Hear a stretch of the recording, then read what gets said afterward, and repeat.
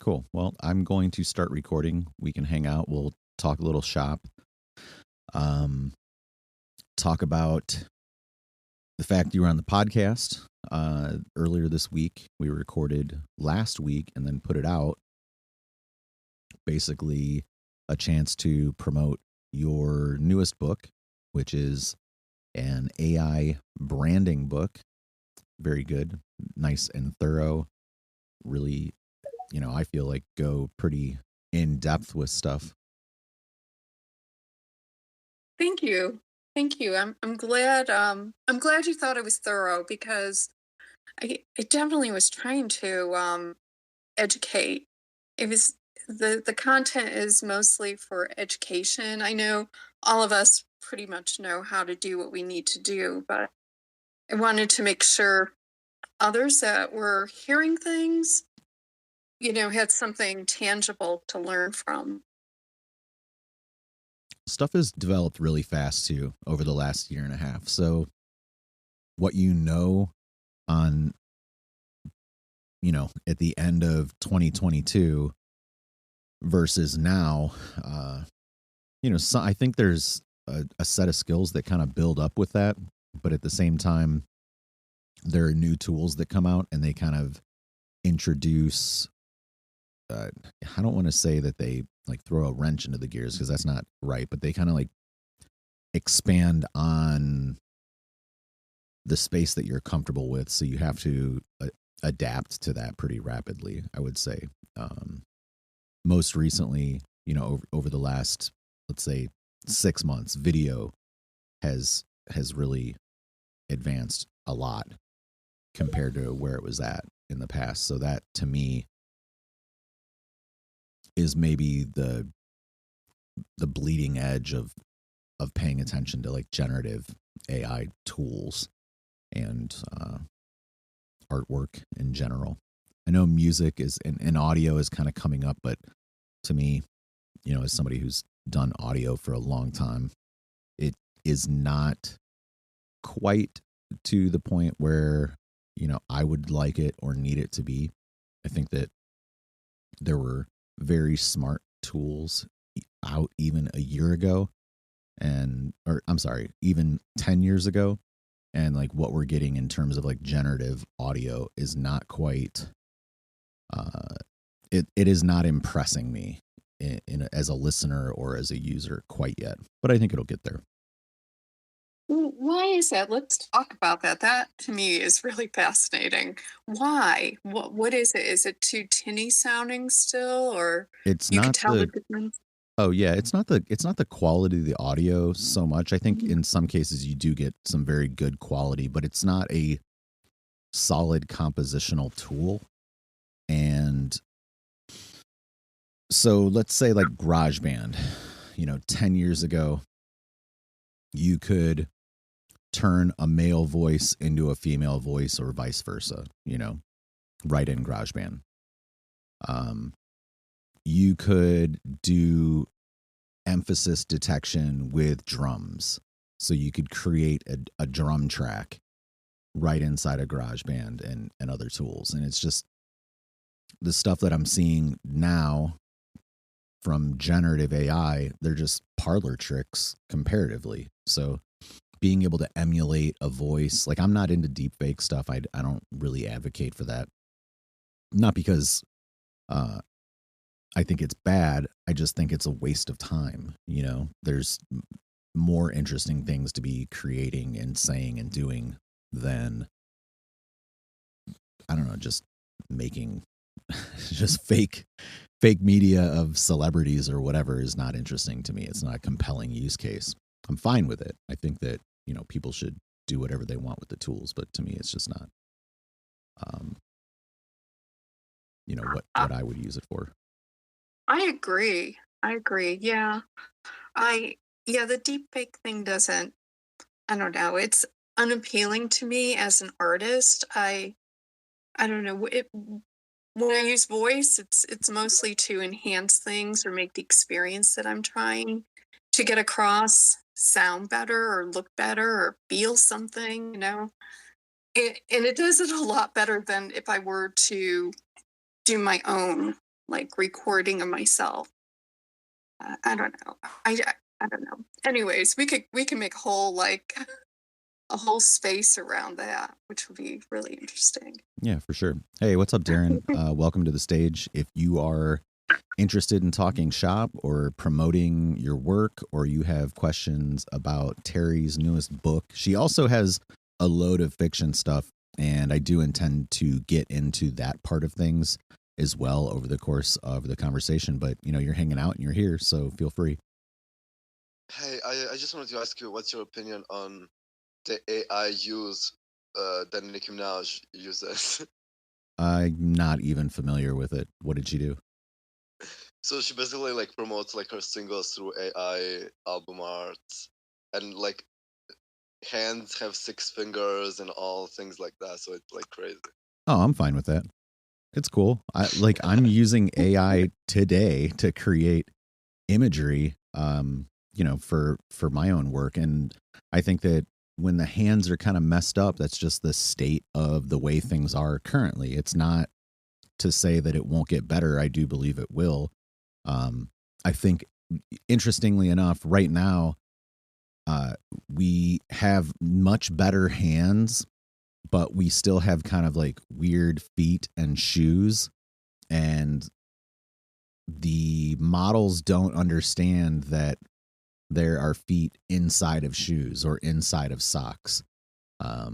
They have a hard time kind of parsing that out. They just don't really have an understanding of that kind of, I guess, object permanence and anatomy in a thorough way. But it is what it is. It'll come along. You mean there's nobody training AIs on anatomy or even putting shoes and socks in there? I mean, that's a whole job that could be done. For sure Training there these. are. Yeah, I mean, Yeah, there's center Lauras that kids. clean that stuff up. Yeah.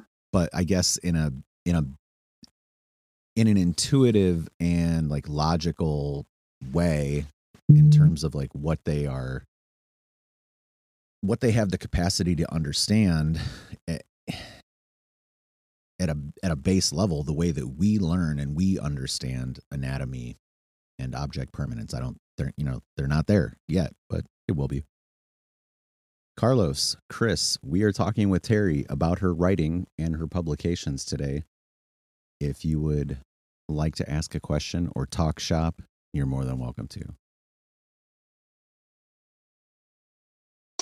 Yeah, I'm always a big fan of how Terry's done her stuff. So there's not much I really have questions for. I always just like hearing how she came upon to certain ideas and certain workflows, and her trials and tribulations with KDP and all that fun stuff.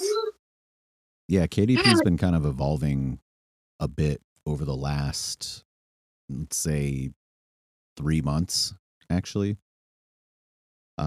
Just kind of changing out a few things on the back end, because I had updated a bunch of my books in the last couple of months, and was seeing just different options on that side of things as well. So Terry, that might be something you want to take a look at if you want to update any of your existing material.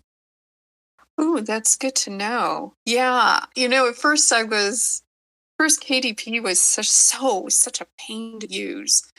And I think by the last 3 books, I think like I got more accustomed to using it, and it's been a smoother process. I learned a few things along the way. I learned not to use the creator, KDP's creator, like stay away from it. You could basically do like what we did for AI for Brand. The entire book is written in Word, Right. and actually all the images are actually placed in Word. Oh, that was fun. Yeah, I did that. I do actually here. So here's my workflow when I do books. I put it all into Pages, which is basically Word on Mac OS. And then I export PDFs, load that up for the paper book or for the paperback, and then I pull that PDF into KDP Create and do just the like straight translation of it, no adjusting or anything like that. and then I push out the KPF file from Create and upload that for the ebook, which is, remarkably easy, actually. Oh my God, you're so right. I mean, that was like the big enlightened thing that happened with AI for brands. I just love now that the table of contents is, clickable and it works, and they really made a smoother process, at least that part of it, which was great. Yeah, I couldn't imagine using KDP Create for a paperback version. It just seems, I don't even know if you can.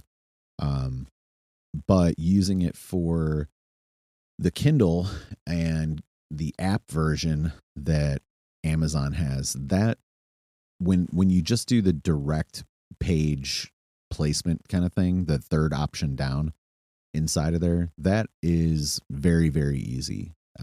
There are some things with the table of contents like auto detection where it's basically kind of looking through your title and then your headers, where it's, if you have like an H2, it will automatically detect that and put it into your table of contents, which seems a little bit goofy to me. I think if you have like title and H1, which are, most people use for chapter headings or whatever, that seems reasonable.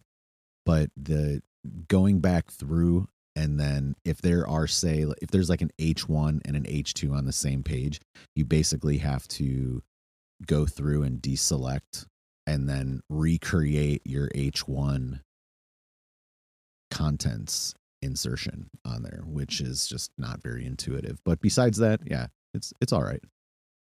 Yeah, that's great to know too. Index. Oh, I had to build my first index ever. And that was a learning experience so I use Word, MS Word, and it actually surprisingly went a lot smoother than I thought. Though in the ebook part, it was great. I was so surprised by what the output was. So I don't know how many people out here do their own self-publishing, but I've been self-publishing since I think 2010. And the one book that I did, I was just basically a paid author for, which is the reimagining the in-store digital retail experience. Like that was published in the UK, so someone else did all the I don't know, the mechanics of actually physically putting the book together, which was kind of nice. Feel free to chime in. You guys don't have to raise your hands. It's just us. Hey, Chris. Hey, Terry, you talked about, being a self-publisher. For my novice level, could you give maybe a little bit of a definition to that, and maybe what some of the mechanics or avenues that you've used to be, quote unquote, a self-publisher? Yeah, happy to, Neil.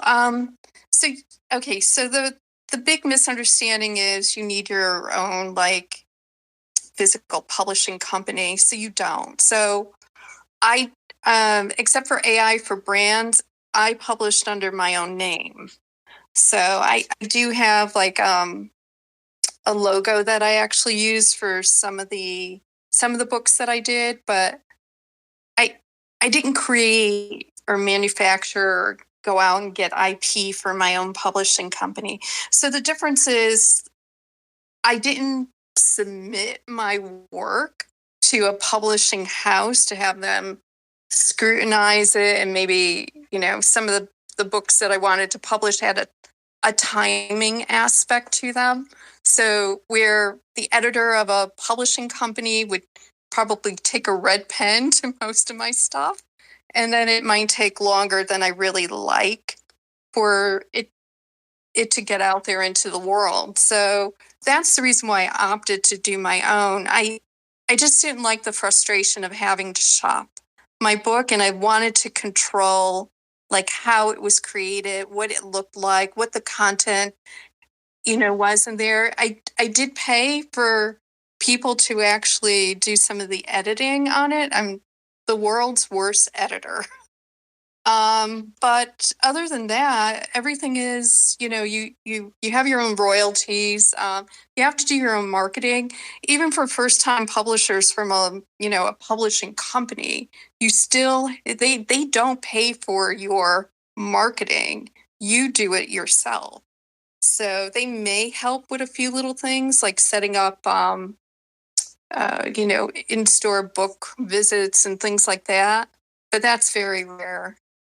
There's some aspects I want to jump on there too. So with Amazon, KDP, Neil, you can get on there with no gatekeeping, right? And they will give you what is called an ASBN, which is like an Amazon standard book number. Now, out in the traditional publishing world, there's what is called like the ISBN, right? And there's only one organization that sells these things. So it's kind of a cartel in that way. But now you can find other channels to distribute your books through, and some of them may take an ASBN. I think Lulu will, and maybe a couple others. But when you start looking at like the Barnes and Noble store and a bunch of these other retailers, they don't always honor the ASBN. So to get that broader distribution, and the traditional publishing world does not care about ASBNs at all. They are going to want you to have the ISBN because that's basically like this cartel that has a big database, and they keep track of all publications around the world for, scanning and sales numbers and everything else. That does open up a bunch of distribution routes for you. Oh, another one that doesn't really care about it is Apple Books. So you can get onto Apple Books without an ISBN as well. Or at least you could last time I tried. Yeah, I think it's ISBN services. That's what we used for AI for brands. Yeah, so there's a company called Boker. Boker's Boker. Yeah, right. There's Boker. Yeah, Boker is basically like the market front of the ISBN cartel. So you can buy them in bulk there. They're usually like discounted if you buy like 10 or more or whatever, just in that sense. But yeah, I would say, if you are on a time frame and you want to be able to push stuff out pretty rapidly, Amazon. And if you have the audience to promote around, then, Amazon's a great way to do it. There are a lot of people in self-publishing. I'm in a group chat here on Twitter that's, 50 some odd people or whatever, just writers, and they put out their material that way. They're, none of them are traditionally published. And, there's some people that are, hitting on pretty good success. I think the average book sells, not even 200 copies. And that's through publishers too. So, if you sell 100 copies to 200 copies of a book, you're kind of like right in that wheelhouse. But that doesn't mean that you're going to get a deal to put out your next book. So, in a sense, it might be better to look at it like the minor leagues or like the underground music scene and kind of build up momentum. And then if you can approach a traditional publisher in some sense, and Chris, I see you there. It works the same way, I would assume, with film, in that sense, to where it's like if you can build up an audience and if you can generate money off of it, then you will attract broader distribution. Go ahead, man. Oh yeah, no, I was just seeing if anyone else had a point. Yeah, I mean that's the same thing. Basically, all art is kind of similar. You build up enough of an audience, then somebody who wants more money, the amount of money they have already will come and knock it. More of what I was gonna, I put my hand up for is I think Terry was talking about like the crypto aspect to add on to it, and I don't know how much you've looked into Manifold and how there's like a merch bridge there, but I've always thought that people trying to sell through Manifold and finding a way to bridge to either their physical or digital items is like the key.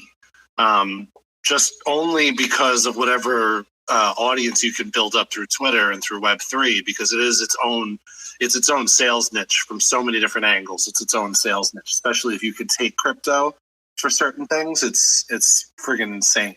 So I don't know if you guys have looked into that or what your thoughts are on that. I haven't looked into it, Chris. I guess I will look into it to see, how it works and what the options are and things like that. I am trying to do more how do I connect it, with the digital and physical world, which would be great and interesting as well. Have I you think done any merch? Merchandise? Oh yeah, I have. I'm now downsizing my stores to one store. So I have a company up in Canada that does my clothing, and then a company in the UK that does clothing and more fine arts things.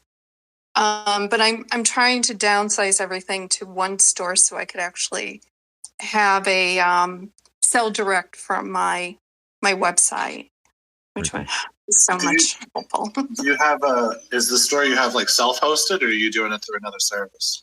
No, I do it through another service. It's like a print-on-demand service for clothing, but they have amazing shapes, so they're really unique, and I really like them. We just got a piece in today, and it's just this. They do such a great printing job, and their materials are just amazing. So yeah, but I want to downsize everything because I'm getting to the point where, for me, it's just too much, I don't know, management. And I want to make a smoother management process for myself so I could focus on the things that I love, like getting my next book out. And things like that. Something that we should mention, not just with the ISBN number, but it's the Library of Congress number, which is also important if you want your book to be in the catalog for librarians to find and source. So I think that's also another important aspect of doing of when you're self-publishing. Yeah, I haven't really followed up on that too much.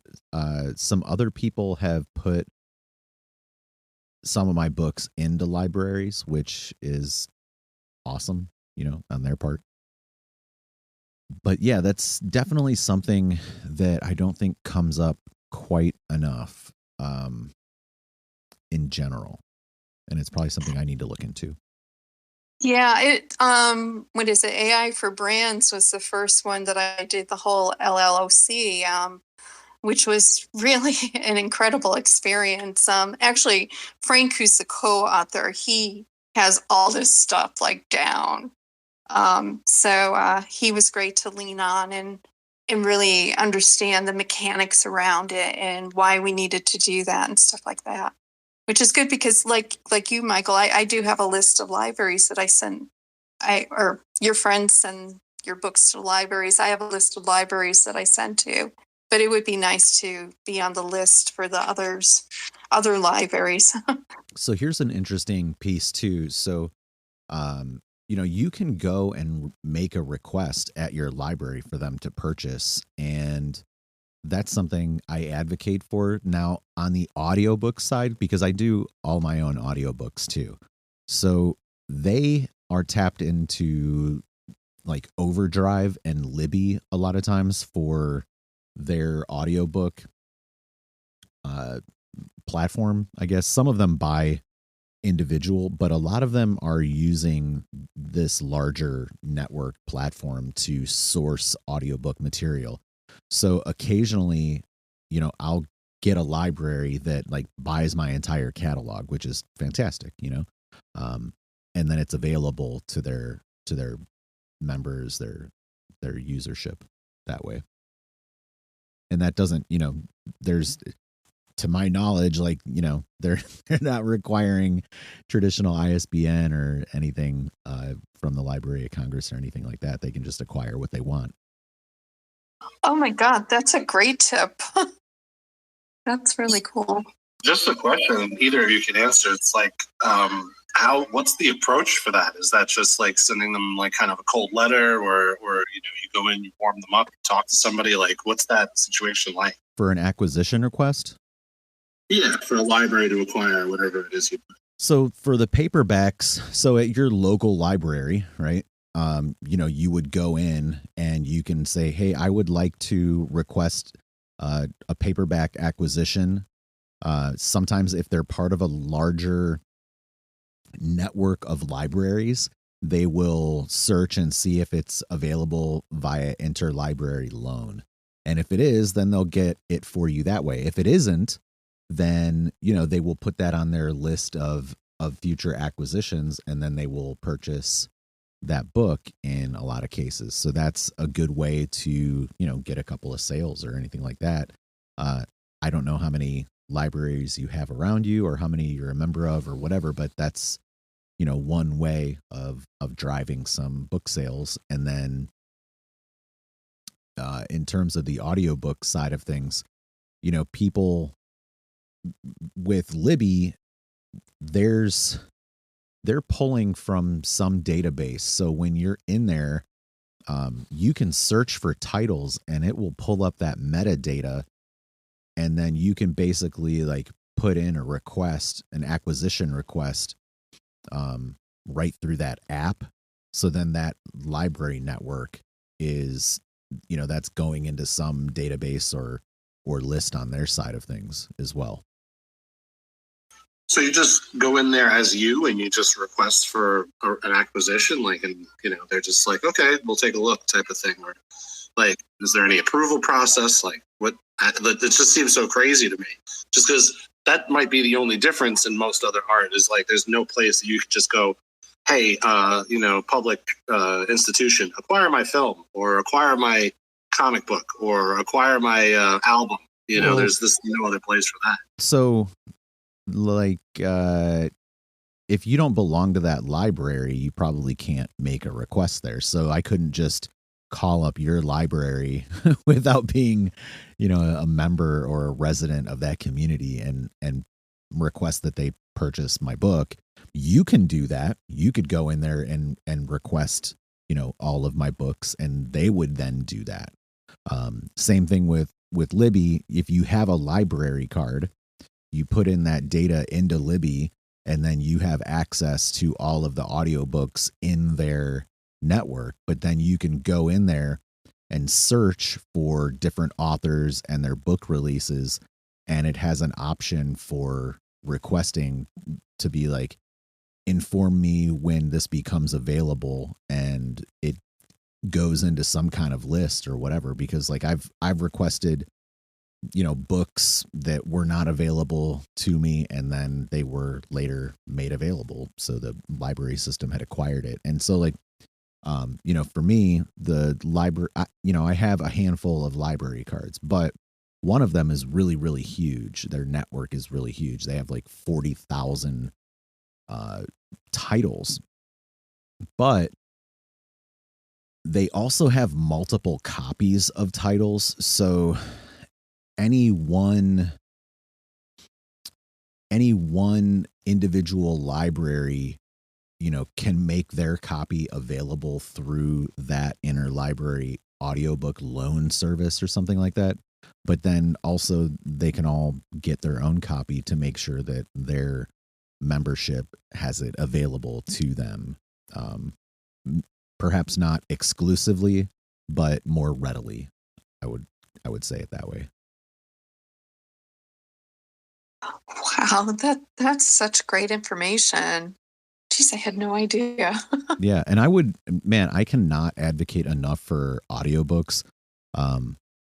So Spotify just opened up their audiobook distribution in the last month, and that has, done pretty well, all considering, that it's a brand new service.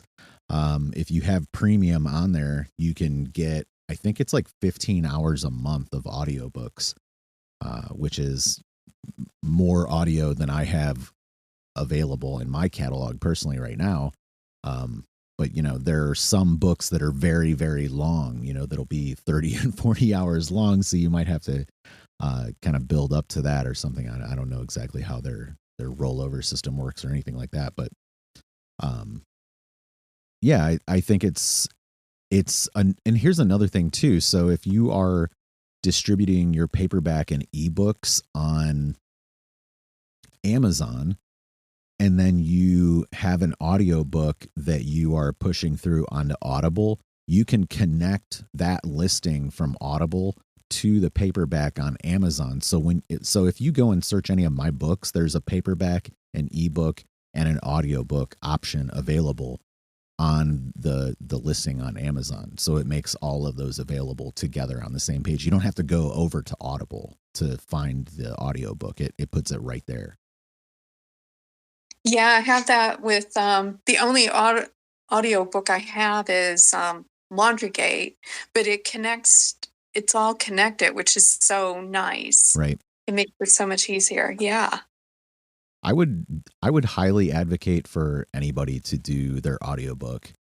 It's not necessarily an easy process the first time around. So for example, the first book I put out was the Chicago 1893 book. And while I was doing that, I was thinking about doing the documentary, and then was kind of researching how to do that process and what would be maybe some of the problems that I would run into. And as I knew I was going to use the paperback editorial for the voiceover. So I then learned that I could use that voiceover reading as an audiobook to push out into Audible and Amazon. So you get another, I got a couple of products out of that one read.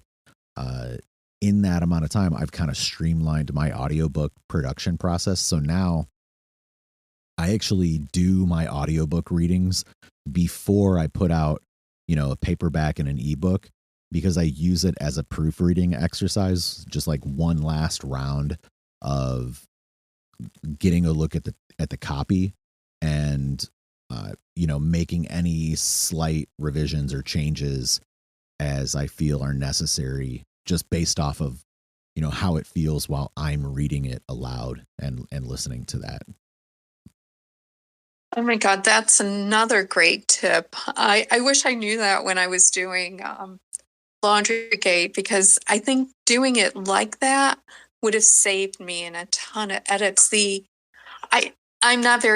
I would be horrible at reading my own or narrating my own book. I disagree. No, I had Christy Lynn do it, and she was phenomenal. Now I have to have her do all the other Laundrygate books because she has all the character voices, which is really great. And she was such a pro and so good to work with. So, or maybe you guys could work together. You do the main editorial and she comes in for the voices, which there are some cool multi-voiced readings. Like the Dune series has a multi-voiced reading that is pretty great, I think. I was listening to Relic. That's your book. Mm-hmm. Yeah, it's really good. Thank you. I am not good at voices. I do a little bit of like character voiceover here and there. I did it on that book just because I was trying to make them more like audio plays and to kind of bring it to life that way. But, I've only got like a handful of voices. I've got my natural voice, and then I can put on an English accent, and then I can put on like a lower version of my voice, or a scarier version, or yelling or something. That's about it. I kind of run out of gas on that. So on the subject of audiobooks, I know Amazon is really strict. Like I can't have an AI narrator. Correct. For Audible, yeah. And how about with Spotify and Apple? I think Apple actually opened up AI reading recently. So, I don't know what their policy is there, but at the same time, I really appreciate when an author performs the reading of their book. I like that. I think, only a handful of times has the author given a poor performance, in my opinion. And it's usually like some, mainstream media personality or whatever, and they're just like not into it and they were like dragged into a studio and aren't really like in love with performing, and they probably had a book deal because they whatever XYZ reason, so they put out a book and now they're in front of a mic, and you can tell they don't really care, or they probably didn't even really like write it. It was probably ghost written for them because they just sound uncomfortable with the words passing through their mouth for the first time. But yeah, I think it's really good when authors actually do the reading of their material that way. And I agree. Mark Jeffrey does an amazing job. I mean, an amazing job even on the character voices. Like his last book that I was listening to, and I couldn't get over like the depth of the character voices that he went into. It was really great. And yeah, I had a really bad experience. I'm a huge fan of Tom Robbins books. And when I saw him read at Central Park, I was like, I will never listen to him read again. brutal. It crushed me. I'm like, his books are so amazing and dynamic and out there. But I don't know. Like sometimes, like in the way I think of like writing, like I get so engrossed in the writing part. Like I can hear the story in my head, but articulating it the way I hear it in the head, I would be a total disaster reading my own work. I don't think so. I think that you probably just need a little bit of practice. Like the first one that I did, that became the voiceover for the documentary, it took me forever to record because it was the first time that I was performing, reading in a way that I knew I wanted to be a high quality studio recording. I used a condenser mic for it, which was a mistake. Now I just use an SM58, which is a lot more, let me reverse that. It's a lot less sensitive, which saves me a massive amount of editing time in terms of being concerned with environmental noise. So my condenser, I recorded that voiceover, that audiobook in Pennsylvania, and there were trucks in the distance, planes in the distance, and I would pick up all that stuff because of how hypersensitive a powered microphone is. After switching to just a regular dynamic mic that is not powered, it saves me so much time, and the loss in terms of quality, really, it's only on that high end. If I had a different voice, that might be something that I was concerned with, but I don't. So an SM58 for me works really, really great. I do a little bit of EQ post-production stuff. I toss a gate on it and some compression and just let it rip. I really have like vastly shortened the amount of time it takes for me to perform a read and then get the edits out and turn it around. Well, the SM58 is a classic. Oh yeah, that's what everyone uses. It's anytime somebody's like, "What mic should I get?" Just start with an SM58 if you need anything else. Well, that was the funny thing. I performed on an SM58 live with bands for years and years, so I'm very comfortable with them and have used them for forever, at this point. I've used condensers a lot in the studio for recording, and I wanted to achieve that quality of audio, but in turn, it just resulted in so much post-production work in the sense of like editing and gating and stuff. I mean, yeah, the more professional microphones, the thing about them that no one ever realizes is you need the room that's professional as well. Right. You need the sound dampening. You need all this and all that. This is like the problem in filmmaking is because you want like an ultra sensitive condenser, because you want every piece of audio to come through, but you're not usually performing in rooms that are meant for that. So, Right. you get a lot of shit that you have to clean up or dampen or somehow figure out. But you made it to a good spot. SM58s they're the best. They should never stop making them, and hopefully the Sennheiser always listens. Well, SM58's a sure. Oh, sure. Yeah, sorry. You're right. That's all right. Does any of that help you out, Neil? I know we kind of went off on some tangents, but hopefully it's useful.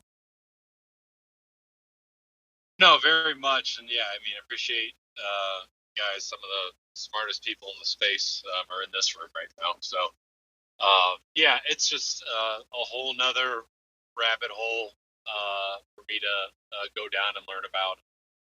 As usual, with this group of friends, very helpful. So thanks.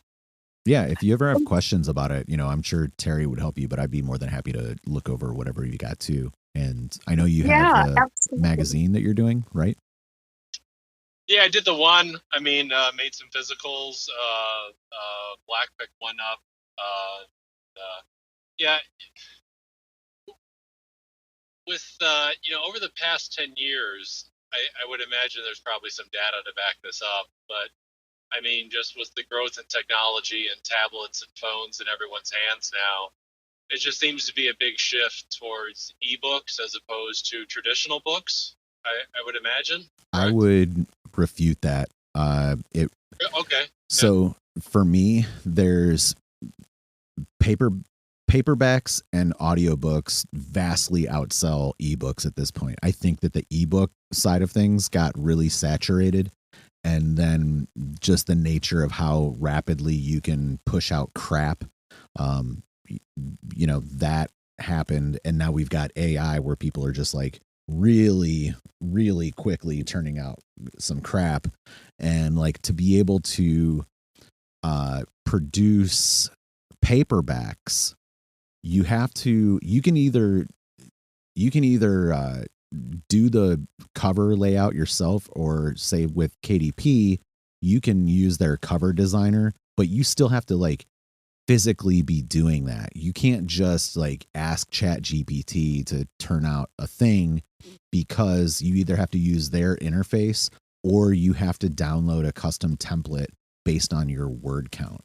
Whereas with the ebook side of things, you can just slap together like the front cover of it and turn that out. And that doesn't require anything more than just like, again, asking for Midjourney or Dolly or whatever to turn out some crap. And then you put some text on it and you can slap out crap. Whereas with the audiobook side of things, that's again, because they don't require, or they don't allow for AI reading. The crap publication ratio is much lower, similar to paperbacks. So like for me personally, those are the two platforms that I sell way more of than ebooks, and have, for the last 5 years. Same here. It's the hardcover and the paperback that sell more than the ebook. And actually, I always get asked that question. Oh, is it an ebook? And I'm like, well, I've got hardcover and I got paperback. Okay, I'll take one. Right. So yeah, there is an art. Oh, sorry. I was just gonna say, I think it also is the same thing with music. Like, vinyl's coming back, and it's like outselling a lot of other things. It's not outselling streaming just because streaming is easier. But on the other hand, like when people are buying things, they're buying physicals that are very in depth that you need to have a certain type of player for. You need to have a record player in order to play a vinyl. But a lot of people are also just buying them for the huge aesthetic of having that giant, album in your hands. And I think there's that aspect of like it takes something to do it. It's not just like, putting a song up on streaming or on YouTube. It's a matter of something has to be pressed and something has to be designed and all this other shit. So I think that yield is playing in people's ears, especially the audience. Yeah, that's very interesting. And I guess you're a bit more on the intimacy scale when a person actually has a physical copy of your work as opposed to just an electronic copy, and that's just something I'm pretty passionate about. So that's that's great to hear, actually. So thanks. Yeah, even for the picture book side of things, like for me, the picture book is not a literary piece. It's a fine arts piece, and that's what I want to keep doing, because then and people want like I think of the picture books that I do as like the coffee table books. So it's something pretty to put down on or maybe not in some cases. It's something to put on the coffee table and have it look great. And I mean, that's where it shines. It doesn't do so well in the ebook format. I mean, because people are like, I like to hold it and look at it and put it back down on my coffee table. Right. For sure. Well, we've been going for a little over an hour now. Carlos, you haven't chimed in. If you have any questions or comments before I kind of wrap things up, feel free. Otherwise, if you guys have any closing thoughts or questions, now is that time. I'll be really quick. Love listening to you guys chat about this stuff because I'm just soaking it all in and the wheels are spinning. So thanks for hosting this, Michael, and thanks for Terry and Chris. All good stuff. Absolutely. So I do this every 2 weeks, same time on Wednesdays. Basically, always looking for guests that have a publication release. Terry and I did a podcast, and that was released this week. And then I asked her to come on here as the featured guest to talk about some of her other work, which we didn't get to on the traditional interview podcast side of things. So this was just kind of a way to expand into that more. And then, as always, like, this is all about, workshopping and talking craft and getting into some of the gritty technical details of getting the work out. I'm trying, personally, I'm trying to get 2 publications out this year. One is going to be my first like standalone fiction work. And then the other will be volume 3 of my National Parks series, which is heavily photographic. The manuscript is getting into shape. So coming along with both of those. And I think that when you do this stuff, talking more about it, I did a space on Clubhouse for about 6 to 8 months with a group of folks over there, which was kind of a collection of workshop and then, launch party kind of promotion events. That was, I don't know, 2001, I think. And that was really very cool. And it was a strong community. And I would love for this to kind of be something like that as well. So for the people that are hanging out, if you are working on material or, you want help with things, this is a place to get it, hopefully. Yeah, Michael, thank you so much for having me on. I really appreciate it. And I learned so much.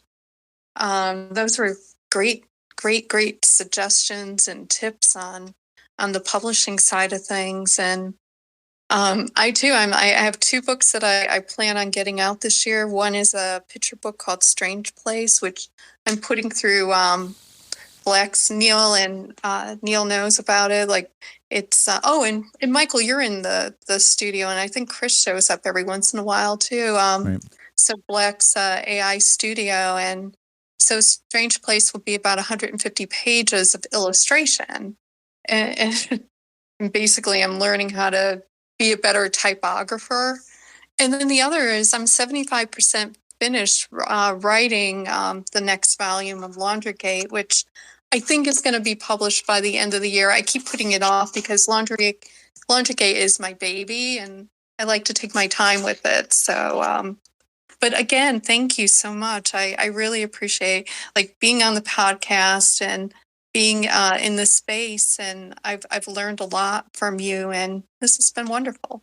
Very cool. Well, 2 weeks from today, I think that's February 6th or 7th or something or other, we'll be back in here. I will obviously be posting about that when that comes up. And, again, everybody's more than welcome to come and showcase their work and promote the stuff. If you're up on the stage, you feel free to post links and all the rest like that.